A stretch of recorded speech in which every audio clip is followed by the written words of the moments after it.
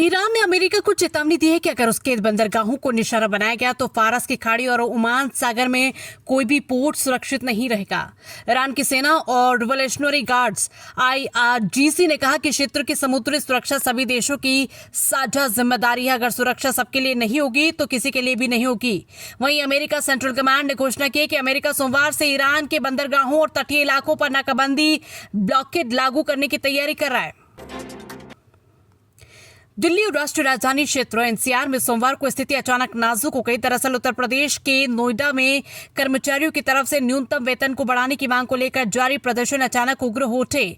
स्थिति ये हो गई कि प्रशासन को स्थिति को संभालने के लिए पुलिस बल को उतारना पड़ा। इतना ही नहीं, नोएडा की जिलाधिकारी मेधा रूपम को भी प्रदर्शनकारियों से शांति व्यवस्था बनाए रखने की अपील करनी पड़ी।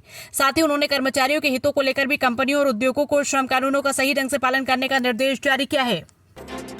सिंगर आशा भोसले का राज्य के सम्मान के साथ शिवाजी पार्क शमशान घाट पर अंतिम संस्कार हुआ।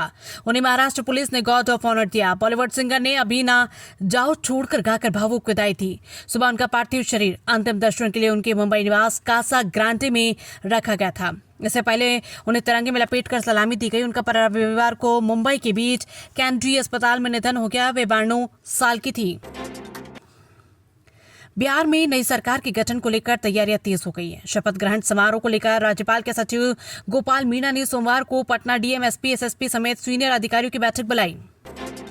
महाराष्ट्र के ठाणे में सोमवार को सड़क हादसे में 11 लोगों की मौत हो गई, 2 गंभीर घायल हुए। पुलिस के मुताबिक हादसा सुबह करीब 10:45 पर मुंबाट के गोविली गांव स्थित त्रेता ब्रिज पर हुआ। कल्याण से मुंबाट जा रही वैन के सामने आ रहे सीमेंट मिक्सर ट्रक से टक्कर हो गई। अरविंद केजरीवाल ने सोमवार को हाईकोर्ट जस्टिस स्वर्णकांता शर्मा से दिल्ली शराब घोटाले केस से हटाने की रिक्रूस की फिर मांग की। उन्होंने कोर्ट में 1.5 घंटे दलीली रखी। कहा, मुझे पहले से ही दोषी माना जा रहा है। जस्टिस शर्मा के आदेशों में एक पैटर्न दिखता है जिसमें ED और CBI के हर तर्क को स्वीकार किया जाता है।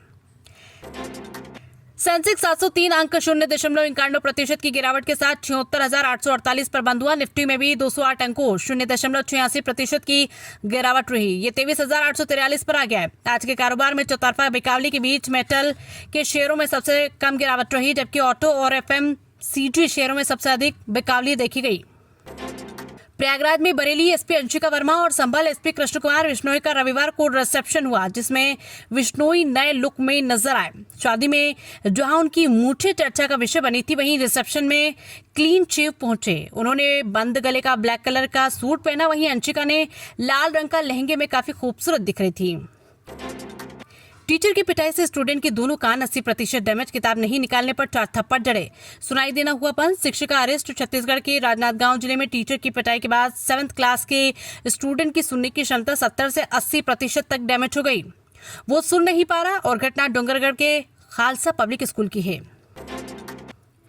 देश में LPG सिलेंडर की सप्लाई पूरी तरह स्थिर और पर्याप्त है। पेट्रोलियम और प्राकृतिक गैस मंत्रालय MOPNG ने नागरिकों को भरोसा दिलाया कि उन्हें घबराने या पैनिक बाइंग करने की जरूरत नहीं। मंत्रालय ने कहा कि मौजूदा डिस्ट्रीब्यूशन नेटवर्क मजबूत है और देश भर में बिना रुकावट गैस पहुंच रही है। सरकार इसकी लगातार निगरानी कर रही है।